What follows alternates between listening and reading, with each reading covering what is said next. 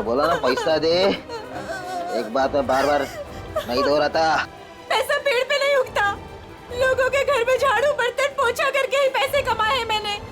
ऐसे दारू में उड़ाने नहीं दूंगी। अपने पति से जवान लड़ाती है, जवान लड़ाती है। काकी, हाँ अब आपके घुटनों में दर्द तो नहीं है ना? हाँ बेटा, तूने जो घुटनों के लिए दवा दिया था ना, उससे मेरा घुटना बिल्कुल ठीक हो गया। नमस्कार। नमस्कार, कैसे है? बस ठीक है। हाँ, बड़ी बड़ी बड़ी। ये नीता जी है, नमस्कार। ये नमस्ते। इस चाल में रहते। हाँ आइए। हमारे चाल के लोग ना बहुत अच्छे हैं, बहुत सपोर्ट करते हैं एक दूसरे को। हाँ अपने पति से जवान लड़ाती है, जवान लड़ाती है। ये सुनील और रेखा का फिर से किचकिच शुरू हो गया लगता है। अरे और मेरे को दोबारा पैसा लेने से रोका ना तो मुझसे बुरा कोई नहीं होएगा। तुझसे बुरा और हो भी कौन सकता है? कहा ना मैंने कि मैं पैसे नहीं दूंगी। जवान लड़ाती है, आज तेरे को सबक सिखा के रहेगा मैं। ए सुनील, खबरदार जो उस पे हाथ उठाया तो। देख सविताई, ये मेरा और मेरे बाइकों का पर्सनल मामला है, बीच में कुछ नहीं बोलने का। इसको तो मैं ये तुम्हारा अकेले का मामला नहीं है, सगा साहिल से मामला है। यहाँ हाँ, अगर दोबारा दिखा को तुमने तुझे चाल के बाहर उठा के फेंक दूंगा मैं। हाँ, खबरदार। जो किसी ने मेरे मर्द को धमकी दी, वो जैसा भी है मेरा पति है और इसे कोई भला बुरा नहीं कह सकता। सुना तुमने? तुम्हारे इतने जुल्म बर्दाश्त करने के बावजूद भी ये अपना पत्नी धर्म निभा रही। क्या तुम एक पति होने का कर्तव्य पूरा कर पा रहे हो? देख, अगली बार ना तूने इस पे हाथ भी उठाया या उंगली भी उठाई ना, तो तेरे को मैं जेल में भिजवा दूंगी, समझा? गलती हो गई। गलती हो गई, चल जा अभी। माफी हमसे नहीं, अपनी पत्नी से मांगो। अरे बस जाने दो, चलो नहा लो, मुझे भी काम के लिए निकलना है। चलिए, अच्छा है, सुनील को अकल आ गई आज। सुनील को तो सबक मिल गया, लेकिन इन दोनों का झगड़ा देखकर ना मेरे को मेरे पुराने दिन याद आ गए। आपके पति भी? हाँ, बहुत शराब पीता था, हर वक्त नशे में रहता था, और जब नशे में नहीं रहता था ना तो इसी तरह जबरदस्ती मेरे से पैसा मांगता था। और आप पैसे दे देती थी? हाँ, क्या करती? और जब मैंने पैसा देना बंद किया ना, ले गई और लीवर फेल हो गया। आई एम सॉरी, मुझे ये सब नहीं पता था। अब आपके पति के बाद आपके घर में कौन कौन है? मेरे 2 बच्चे थे, अनुज और कशिश। भगवान भी इतना निर्दयी है ना, एक एक्सीडेंट में मेरे 2 बच्चों को मुझसे छीन लिया। मैं समझ सकती हूँ कि अपने को खोने का गम क्या होता है। हौसला रखिए, आने वाले दिन खुशियाँ ही खुशियाँ लेकर आएंगे। कल की इसी उम्मीद पे तो मैंने ये एनजीओ की स्थापना की थी, और चाल के सारे परिवार वालों को मैंने अपना परिवार माना। काकी, आप बहुत ही नेक काम कर रही हैं। अच्छा अभी रहने दे, ज्यादा तारीफ मत कर मेरी। हाँ चल अंदर चल, मैं तेरे को ना गरम गरम चाय पिलाती हूँ। हाँ अरे नहीं काकी, मुझे ना लेट हो रहा है और आज ही मुझे कॉलेज भी जाना है अपने थीसिस का फॉर्म भरने। तो हम शाम को मिलते हैं चाय पे? पक्का ना? संभल के जाना। हाँ? आज तो बहुत लेट हो गई।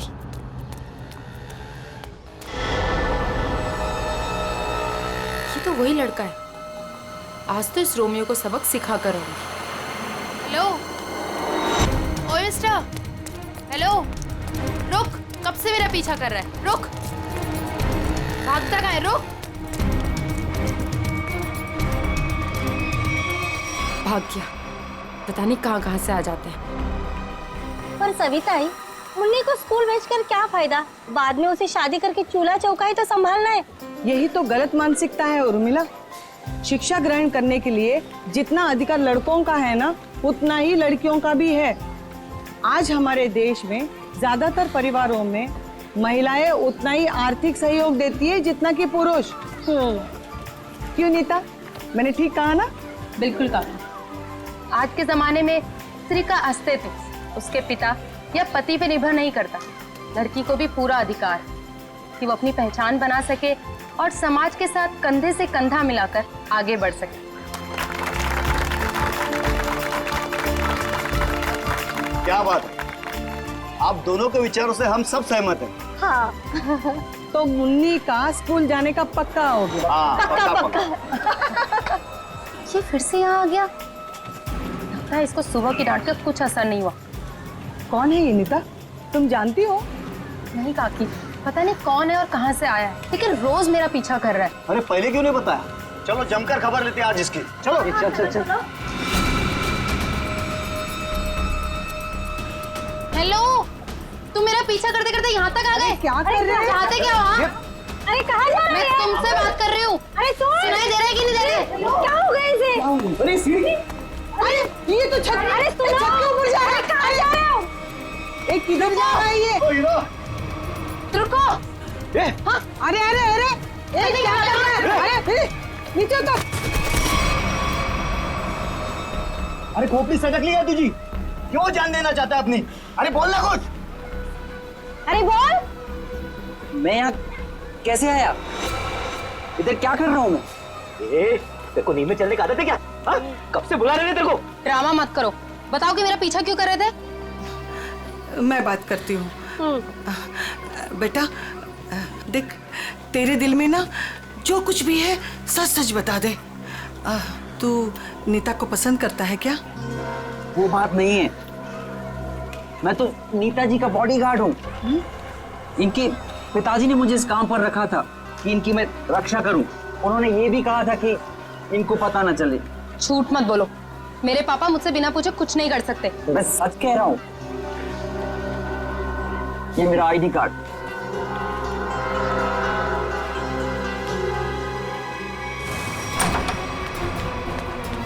अरे नीता बिटिया, अरे अभी हम तुम्हारे बारे में ही बात कर रहे थे। नमस्ते अंकल। नमस्ते बेटा। क्या बात है बेटा, अंकल से नमस्ते और पापा से हेलो हाय कुछ भी नहीं? मैं आपसे बहुत नाराज हूँ। ऐसा मैंने क्या कर दिया? आप जानते हैं ना कि मैं मंगलावाड़ी चौल में अपनी रिसर्च कर रही हूँ। मुझे उन लोगों के रहन सहन, उनका गुजर बसर वो सब जानना है, इसलिए तो मुझे उनके बीच में रहना पड़ रहा है। हाँ बेटा, तो मैंने आपको अनुमति दे तो दी थी ना चौल में रहने की। अनुमति दी, वो ठीक है, लेकिन वो बॉडीगार्ड, वो मेरे पीछे क्यों आ जाता है बार बार? देखो बेटा, मैंने बॉडीगार्ड इसलिए रखा था कि मैं चैन की नींद सो सकूं और मुझे यकीन रहे कि मेरी बिटिया वहां पर सुरक्षित है। पापा, मैं कोई बच्ची थोड़ी हूँ, अपनी देखभाल कर सकती हूँ। शेखर अंकल, समझाइए ना पापा को। पापा के लिए तो तुम हमेशा बच्ची ही रहोगी। 50 साल की हो जाओगी ना तब भी। आप भी ठीक है, आप भी ना पापा की तरफदारी कर लो। अरे नहीं नहीं बेटा, हम तो आपकी ही तरफ हैं। देखो रतन, ये अच्छी बात नहीं है भाई। नीता बिटिया को उसकी पर्सनल स्पेस मिलनी चाहिए। लेकिन शेखर, तुम्हें तो पता है ना शहर में जुल्म कितने बढ़ गए। अब मैंने एक बॉडीगार्ड रख लिया तो कौन सा पहाड़ टूट गया यार। मुझे ना आपसे कोई बहस नहीं करनी। कल मेरा जन्मदिन है और ये मेरा जन्मदिन का गिफ्ट कि नो बॉडीगार्ड। अरे हाँ, कल तो नीता बिटिया का जन्मदिन है। अरे यार, मैं तो बिल्कुल भूल ही गया था। लेकिन मैं कैसे भूल सकता हूँ मेरी प्यारी प्यारी बिटिया का जन्मदिन। मैंने जन्मदिन की खुशी में एक बहुत बड़ी पार्टी रखी है। पार्टी? ठीक लगा ना बेटा? Happy birthday Neeta. Thank you so much, please enjoy. Neeta बेटा, जन्मदिन की ढेर सारी शुभकामनाएं। भगवान करे तुम्हें मेरी भी उम्र लग जाए।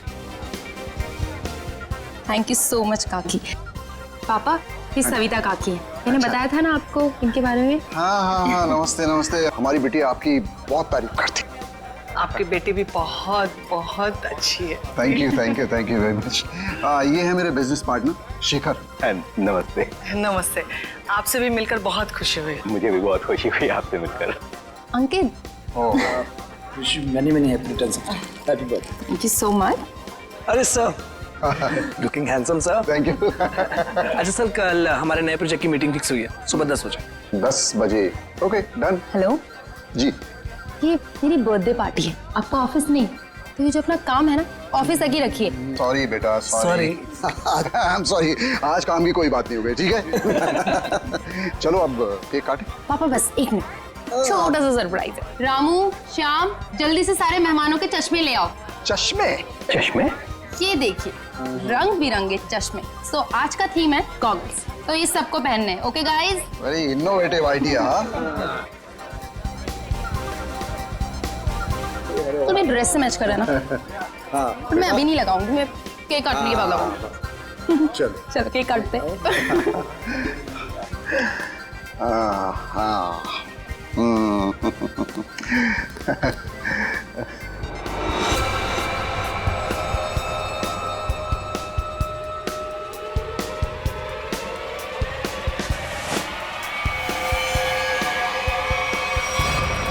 गन?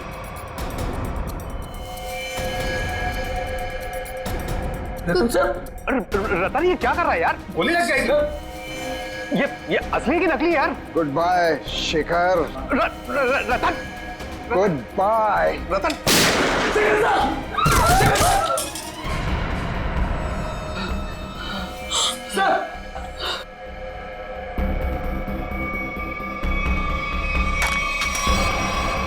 पापा पापा पापा, ये तो बेहोश हो गए।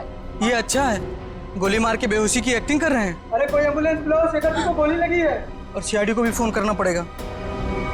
Hello CID.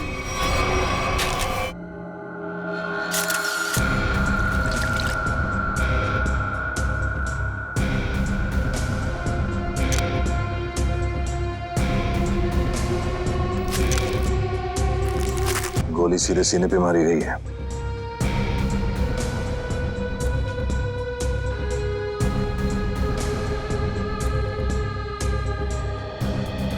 आप सबने देखा था रतन जी को गोली चलाते हुए शेखर जी पे?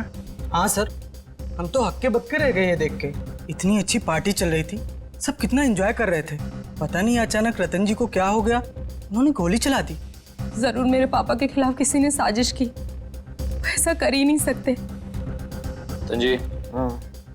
सर, रतन जी को होश आ गया। उठाओ इन्हें।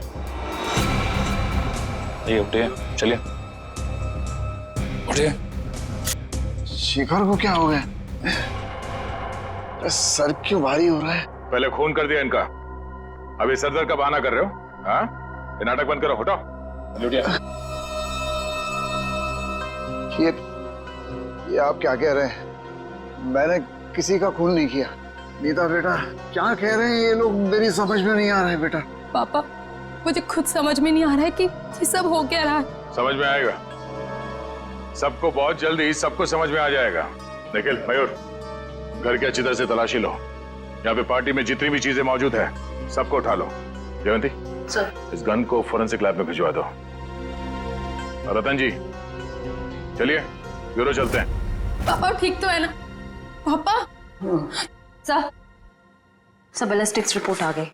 इसमें साफ साफ लिखा है कि शेखर को जो गोली लगी थी वो रतन जी के गन से चली थी, और उस गन पे जो उंगलियों के निशान मिले थे वो भी रतन जी के ही थे। कहिए रतन जी, क्या कहना है आपको इस बारे में? मेरे कुछ समझ में नहीं आ रहा सर।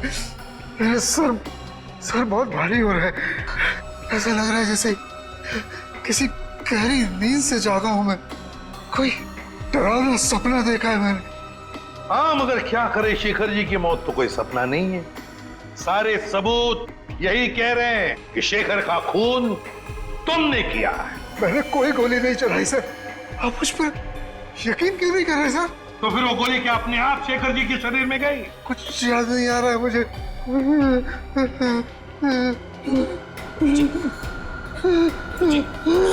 रतन जी,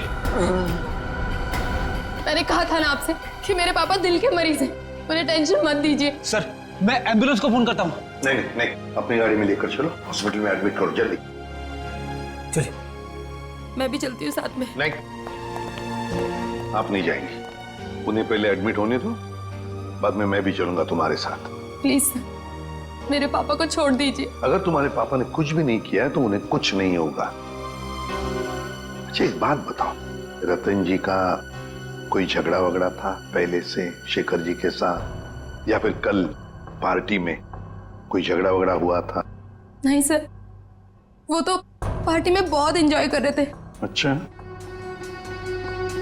क्या तुम्हारे पापा के बर्ताव में कुछ तुम्हें थोड़ा अजीब सा लगा? कभी आदमी कोई टेंशन में होता है या वैसे कुछ? हाँ सर, कोई झगड़ा तो नहीं हुआ था, लेकिन उनका मूड थोड़ा सा चिड़चिड़ा था और वो शेखर अंकल को कुछ कह भी रहे थे। तुमने काम सही से नहीं किया, वो वापस आ गया। वो वापस आ गया? ये कौन? सर नाम तो नहीं लिया था। अच्छा, ये बातचीत कब हुई थी दोनों के बीच? कल हुई थी, एनजीओ से लौटने के बाद। एनजीओ? कौन सा एनजीओ है ये? मेरी बड़ी बहन सानिया की मौत के बाद पापा ने एक एनजीओ खोला था, जहाँ पे हम गरीब लोगों को रोटी, कपड़ा और रहने के लिए छत देते हैं। कहाँ है ये एनजीओ? नमस्कार साहेब, मी कपिल, यहाँ एनजीओचा मॅनेजर आहे। आप ये बताएंगे कि इस एनजीओ में आप कब से काम करें? पहले दिन से, जब रतन जी ने सानिया मैडम की याद में इस एनजीओ की स्थापना की थी। फिर तो आप काफी करीब से जानते होंगे शेखर जी और रतन जी को। हाँ जी, एनजीओ में काम करने वाले सभी लोगों को अपना परिवार का सदस्य मानते थे। हमेशा आकर हमसे हमारे सुख दुख के बारे में पूछते थे और अपने सुख दुख बांटते भी थे। ये तो बहुत अच्छी बात है। फिर तो आप ये भी जानते होंगे कि शेखर जी और रतन जी के बीच में किस बात को लेकर टेंशन चल रही थी? नहीं साहब, ऐसा कहीं ना थे। वो दोनों बिजनेस पार्टनर कम और भाई समान ज्यादा थे। भाई समान थे? तो फिर रतन जी ने शेखर जी का खून क्यों कर दिया? जरा दिमाग पे जोर डालिए और सोच के बताइए कि शेखर जी और रतन जी के बीच में कुछ झगड़ा हुआ था या कुछ बहस हुई थी? ऐसा कई झाले नव्हते। लेकिन रतन जी की बेटी बता रही थी कि रतन जी और शेखर जी आपस में कुछ बातें कर रहे थे कि कोई आया है। कौन वापस आया है, कुछ पता है आपको? हाँ, वो ये दोनों यहाँ बात कर रहे थे इसके बारे में, जब मैंने उस अजीब घटना के बारे में बताया उन्हें। अजीब घटना?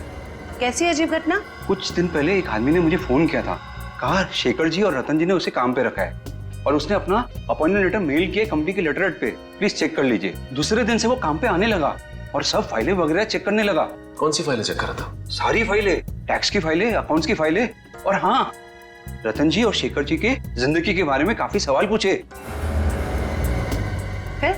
फिर क्या, बस लंच ब्रेक में खाना खाने के बहाने बाहर चला गया और वापस ही नहीं आया। जब भी मैंने इस घटना के बारे में दोनों बॉसेस को बोला तो उन्होंने कहा कि हमने किसी को काम पे रखा ही नहीं है।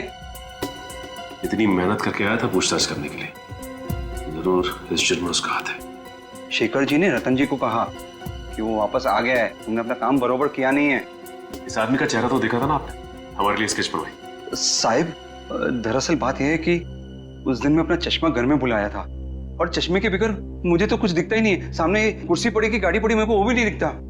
सर, एक बात तो तय है, ये जरूर इन दोनों के अतीत से जुड़ा हुआ ही कोई आदमी है। एग्जैक्टली, इसीलिए तो बड़ी आसानी से इस अनजान आदमी को उन्होंने पहचान लिया। इस नए मोहरे से जल्द मिलना होगा। सर, हाँ, पता चला एनजीओ से किसका फोन था जिसकी वजह से इन दोनों के बीच में अनबन हो गई? सर, एनजीओ वालों को उसका नाम तो नहीं मालूम, लेकिन उनका कहना था कि कोई आदमी आया था, अनजान आदमी, जो काफी सवाल जवाब कर रहा था वहां पे। यह आदमी जरूर रतन ने जो अपने बेटी सानिया के नाम पे एनजीओ चलाया उसी से संबंधित है।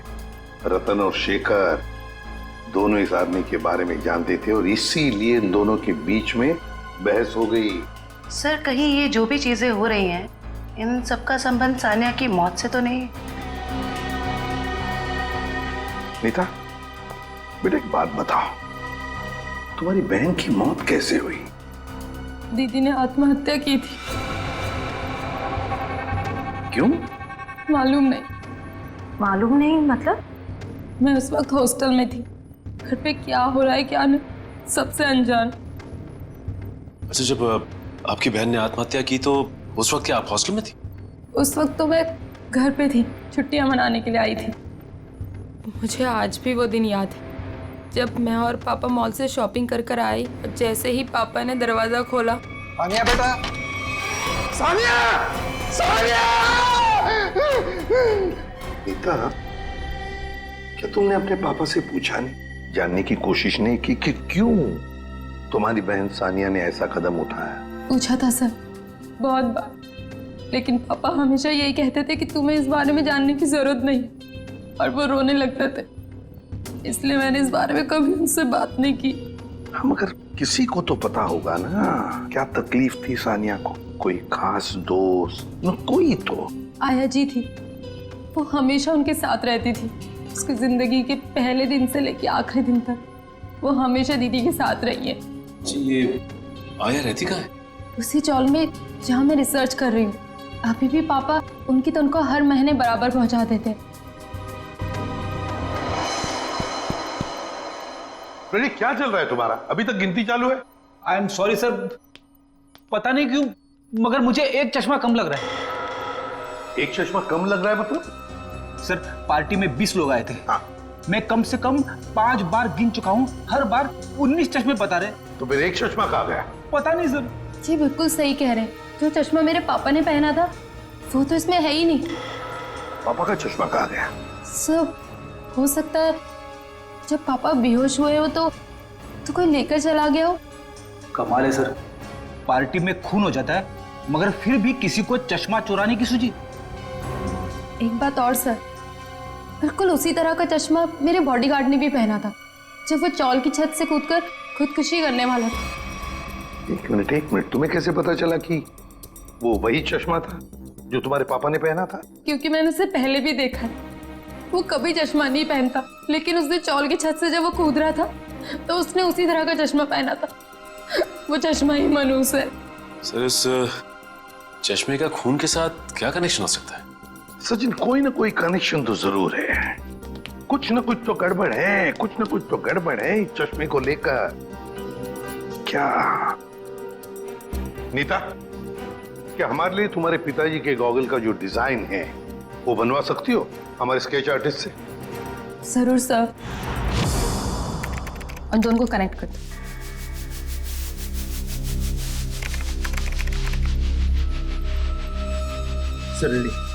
ठीक है, थैंक यू। कमाल का डिजाइन है ये इस चश्मे का। सर ये चश्मा तो कस्टम मेड लगता है, क्योंकि रेडीमेड चश्मों की डिजाइन ऐसी नहीं होती। हाँ श्रेया, ये ऑर्डर दे के डिजाइन देकर बनाया गया चश्मा है ये। पता लगाना पड़ेगा शहर में ऐसी कौन सी दुकानें हैं, कितनी दुकानें हैं जो इस तरह के चश्मे बनाती हैं। फिर सानिया की आया के बारे में भी पता लगाना पड़ेगा। हेमलता जी? कौन है? आप सानिया की आया थी ना? हाँ, पर आप लोग? देखिए हम सीआईडी से। सीआईडी? माफ करना माँ जी, हम लोग ने आपको परेशान किया। ठीक है बेटा, दिवस भर में आराम ही करती हूँ, पर आप लोग यहाँ कैसे? देखिए हेमलता जी, आप सानिया की आया रही बचपन से, है ना? और फिर सानिया ने आत्महत्या भी की, ये तो आप जानती ही हैं। अब ये जानना चाहते हैं कि क्यों सानिया ने क्यों आत्महत्या की।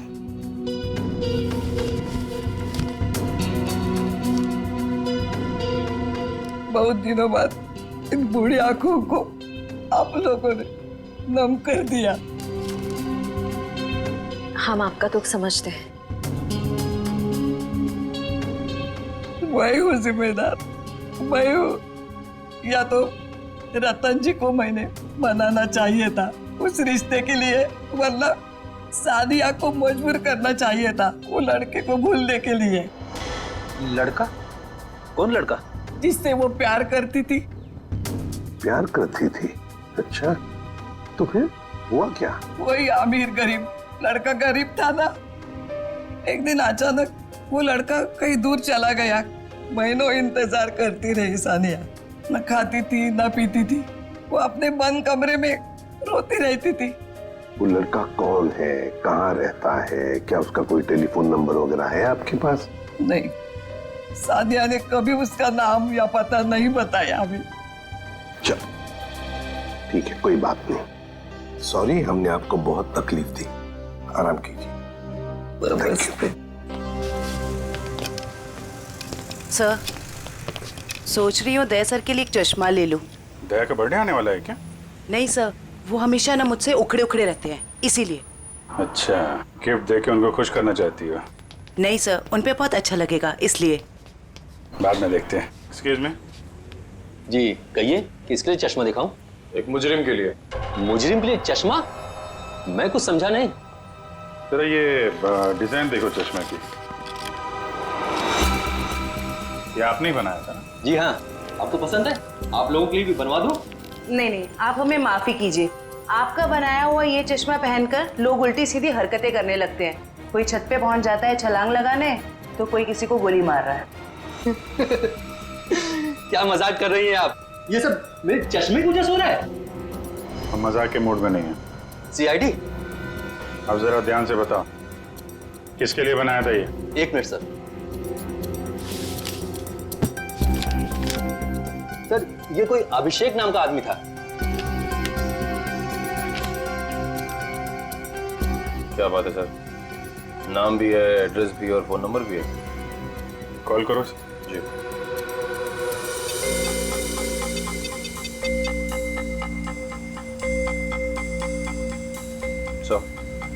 नंबर गलत है।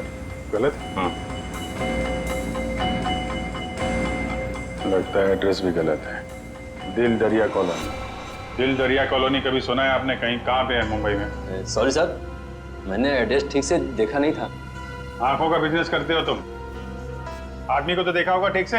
दरअसल सर, मैं उस वक्त दुकान पर नहीं था। मेरा कारीगर जगनलाल था, उसने ही अभिषेक को देखा था। बुलाइए जरा ये जगनलाल जी को। जगनलाल जी साहब, ये लोग सीआईडी से हैं। जरा इन्हें बताओ, ये खास डिजाइन वाला चश्मा किसने बनवाया था? साहब, वो बड़ा ही अजीब आदमी था। बड़ी सी टोपी पहन रखी थी, आंखों पर काला चश्मा लगाया था और ना जाने कितने दिनों से उसने दाढ़ी नहीं की थी। काफी लंबी दाढ़ी थी उसकी। ओह, नाम और एड्रेस की तरह हुलिया भी नकली। कुछ और याद आता है इस आदमी के बारे में? हाँ सर, अक्सर जो लोग चश्मा बनाते हैं ना, वो सामान हमारे दुकान से ही लेते हैं, लेकिन वो खुद अपना सामान लेके आया था। फ्रेम, कांच और एक अजीब सी छोटी सी चीज उसने लगाई थी चश्मे में। छोटी सी चीज? अच्छा, उस चीज के बारे में कुछ बता सकते हैं आप? अपने मोबाइल का सिम कार्ड होता है ना, उससे भी छोटी चीज थी। और साहब, चश्मा बनने के बाद उसने मुझे पहनने भी नहीं दिया। मुझे फिटिंग चेक करवानी थी तो बोला चश्मा गंदा हो जाएगा। ये भी कोई बात हुई? कोई बात नहीं। आप जरा ये मेरा कार्ड रखिए। अगर वो आदमी दोबारा आए या दिखाई पड़े तो मुझे फोन करना। और उसको नहीं बताएंगे, इतना तो समझते हैं ना आप? समझ गए सर। सर, हाँ, ये रोहन और मीशा है। ये सानिया के बड़े अच्छे दोस्त थे। घबराओ मत। देखो, हमने तुम्हें यहाँ कुछ सवाल पूछने के लिए बुलाया है। कैसे सवाल सर? सानिया के बारे में। क्या तुम लोगों को पता है सानिया ने ऐसा क्यों किया, क्यों आत्महत्या की? पता नहीं सर, अगर उसे कोई प्रॉब्लम होती तो हम जरूर उसकी मदद करते, लेकिन ऐसा कुछ नहीं था सर। एक बात बताओ, क्या सानिया का कोई बॉयफ्रेंड वगैरह था? कोई लड़का था उसकी जिंदगी में? हाँ सर, एक लड़का तो था, मगर उसने कभी हमें उससे मिलवाया नहीं। क्यों? पता नहीं सर, वो बोली सब कुछ ठीक हो जाने के बाद सबको बताएगी। बहुत सीरियस थी उसको लेकर, शादी करना चाहती थी उससे। अच्छा, क्या नाम क्या था उस लड़के का? नहीं सर, उसके बारे में कुछ भी नहीं बताया था। पर हाँ सर, वो कॉलेज खत्म होने के बाद मंगलावाड़ी चौल जाती थी। 1-2 बार तो मैंने खुद उसे वहाँ पे छोड़ा था। वहाँ पे एक लड़का बाइक पे हेलमेट पहने उसका इंतजार किया करता था। मंगलावाड़ी? चलो, थैंक यू वेरी मच, तुम दोनों जा सकते हो। मंगलावाड़ी चाल?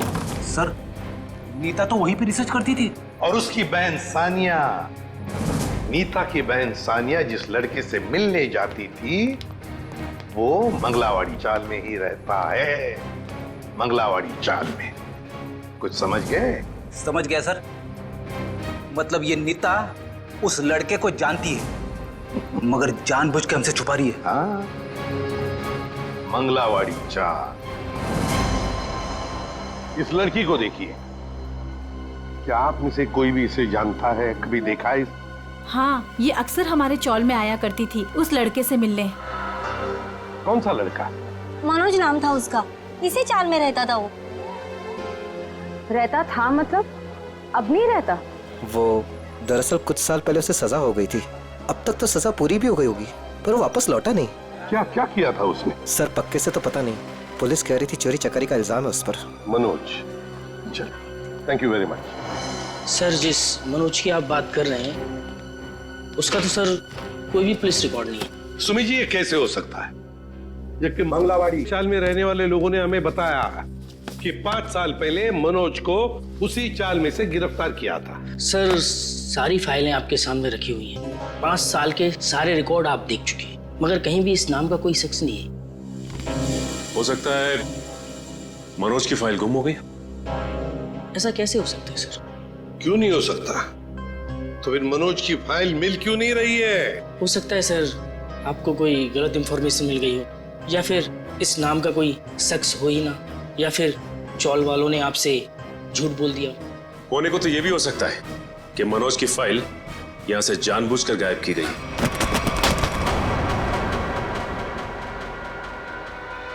रवि जी, क्या हुआ? तबीयत बिगड़ गई क्या? ये अचानक पसीना क्यों आने लगा? अरे कांपने क्यों लगे तुम?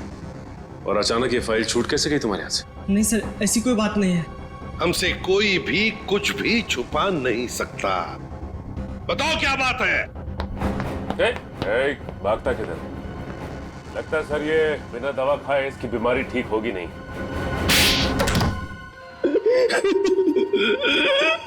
सर मुझे माफ कर दीजिए, मेरे पैसों के कारण मैंने उसकी फाइल जला दी। शर्म आनी चाहिए तुम्हें। पैसों की लालच में तुमने मुजरिम की मदद की, और तो और अपने नौकरी से गद्दारी की, अपने देश से भी गद्दारी की तुमने। कौन से जेल में है मनोज? सर तिलक नगर जेल में था। 7 साल की सजा थी उसे। अच्छे व्यवहार के कारण 4 साल में उसे रिहा कर दिया गया। सर अगर वो अच्छे बर्ताव के लिए रिहा हो ही रहा था तो फिर रिकॉर्ड नष्ट करने के लिए उसे घूस देने की क्या जरूरत थी? सचिन, शेखर और रतन, इन दोनों के बीच में जो बहस हुई थी उसमें शेखर बोल रहा था कि वो वापस आया है, तो फिर जरूर वो मनोज के बारे में बात हो रही थी।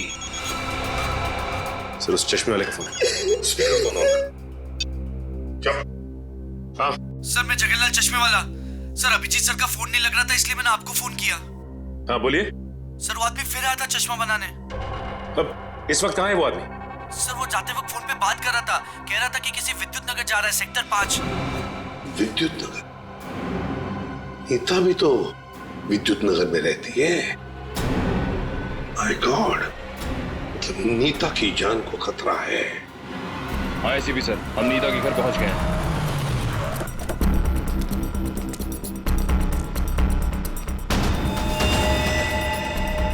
ओह नो, ये नीता छत पे क्या कर रही है? इसे रोकना होगा। नीता!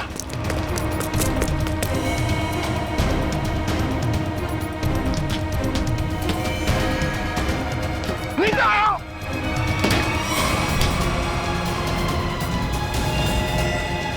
तो हटो।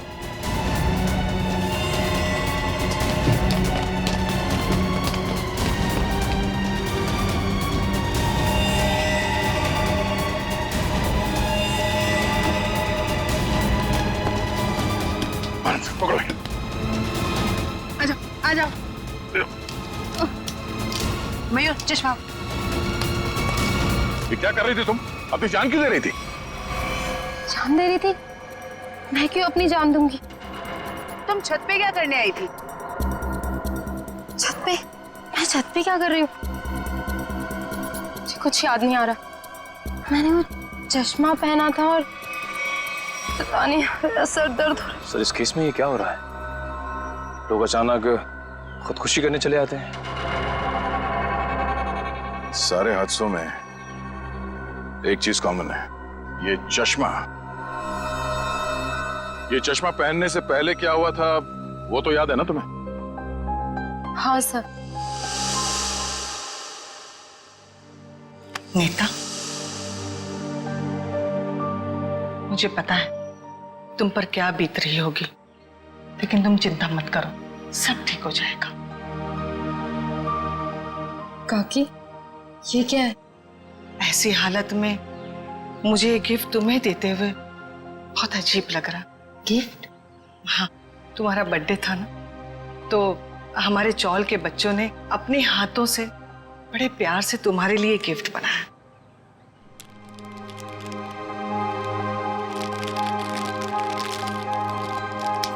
चश्मा?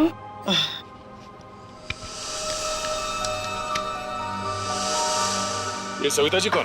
सविता जी मंगलवाड़ी चौल में रहती हैं। बड़ी नेक औरत है। ये कितनी नेक औरत है ये तो उनसे मिलने के बाद ही पता चलेगा।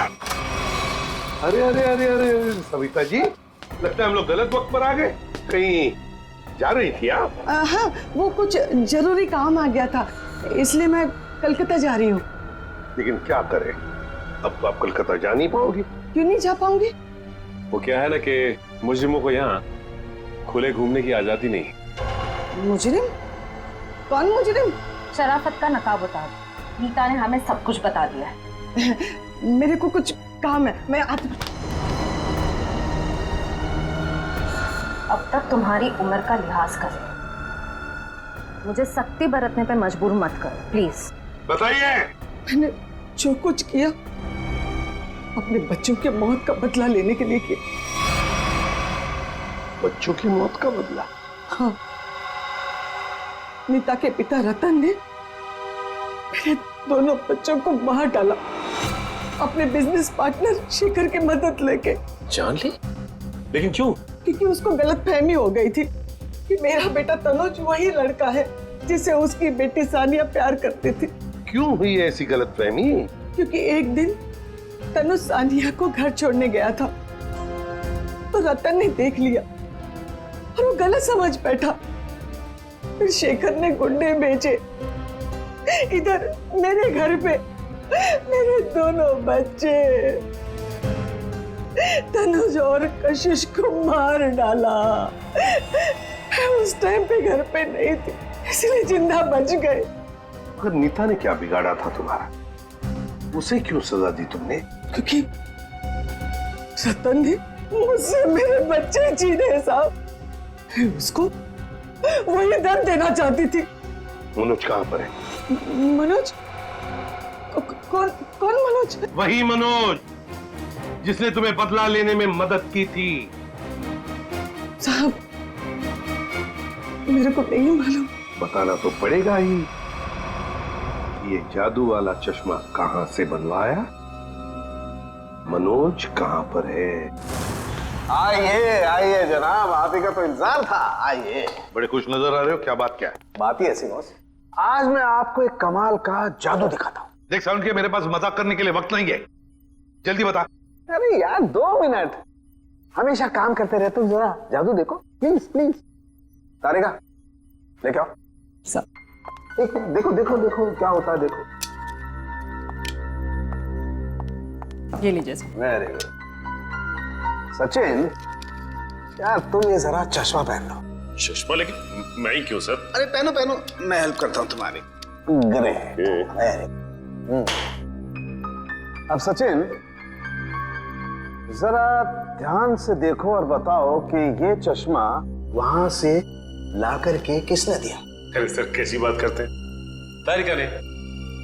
नहीं सचिन, गौर से देखो, ये चश्मा वहां से उठा करके तारिका नहीं श्रेया लेकर के आई।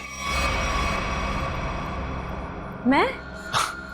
अरे सर कैसी बात कर रहे हैं आप? आपके सामने जो खड़ी है वो तारिका है और जो यहाँ खड़ी है वो श्रेया है। सचिन जरा गौर से देखो और फिर बताओ, तुम्हारे सामने जो खड़ी है वो तारिका नहीं है, वो श्रेया है। सचिन।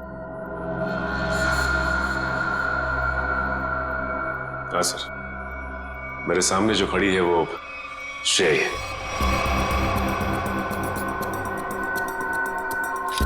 सचिन ये मेरी गन लो और तुम्हें इस गन के साथ क्या करना है सचिन तुम जानते हो ना? हाँ सर, मुझे अच्छी तरह से मालूम है कि इस गन के साथ क्या करना है। सड़के कुछ नहीं होगा। सड़के ऐसी मजाक मत कर प्लीज, बिलीव मी। हाँ सचिन, तो पता है ना तुम्हें क्या करना है इस गन से? हाँ सर, पता है।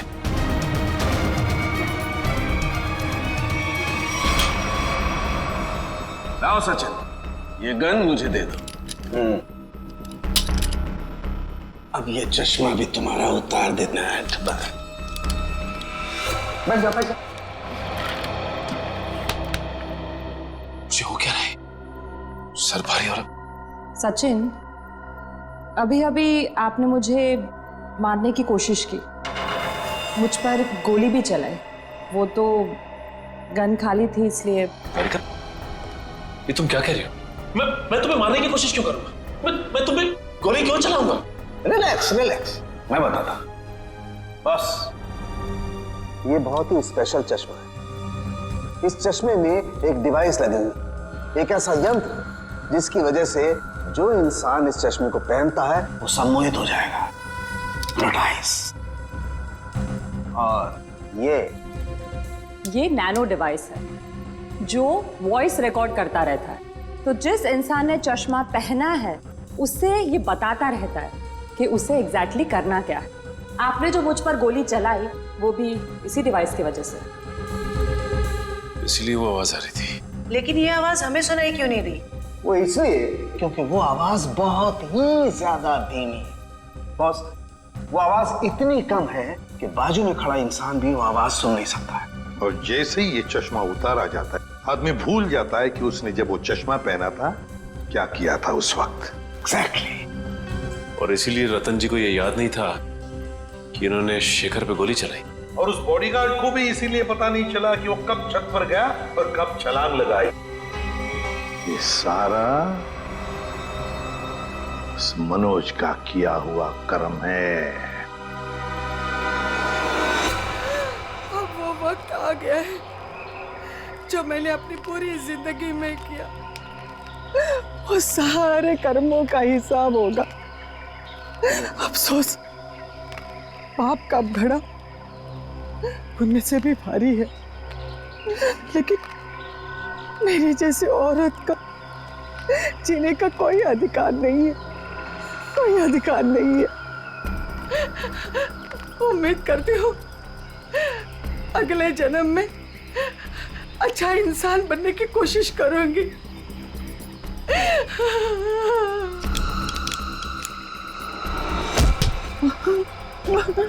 ये क्या कर रही है? उतार चश्मा, उतार। मेरा बच्चा आ गया। तूने जहर पिया?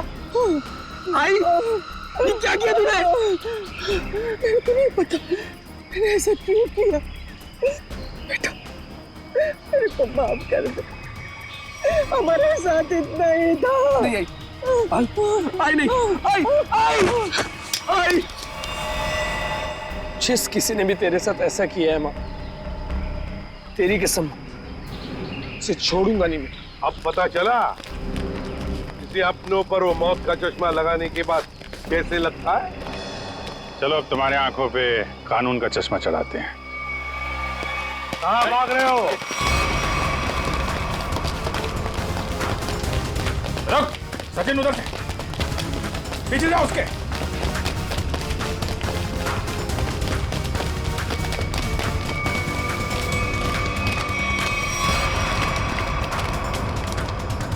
Wish you many happy returns of the day.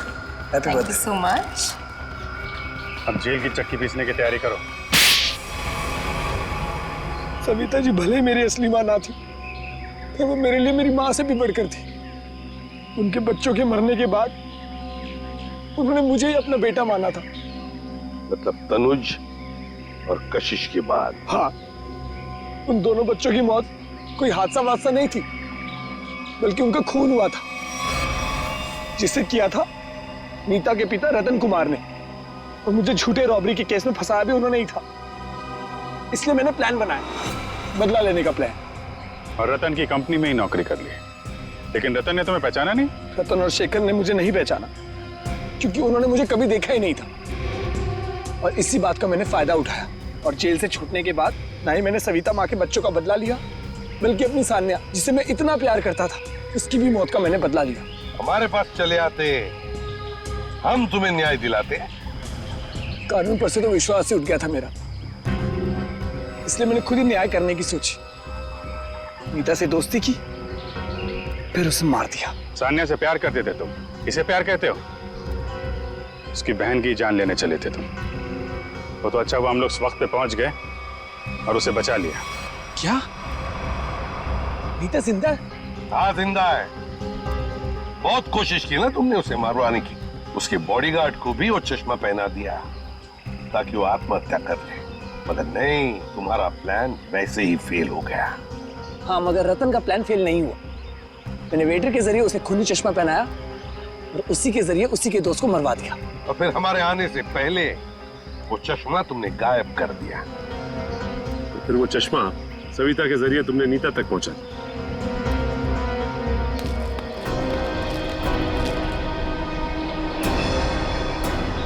माँ, तू जिंदा? मैं जिंदा हूँ। मेरे को माफ कर दो मनोज बेटा, ये सब कुछ मुझे सीआईडी को बताना पड़ा। इन्होंने जो कुछ भी किया हमारे कहने पे किया। अपना बदला पूरा करने के लिए तुमने बहुत नाटक किया, और तुम्हारी असलियत सामने लाने के लिए हमने भी एक छोटा सा नाटक किया। क्या मिला तुम्हें? इस बदले की आग ने तुम्हें कहां से कहां पहुंचा दिया। अब जेल की सलाखों के पीछे सड़ते बैठना, कानून तुम्हें कड़ी से कड़ी सजा देगा, शायद फांसी ही होगी।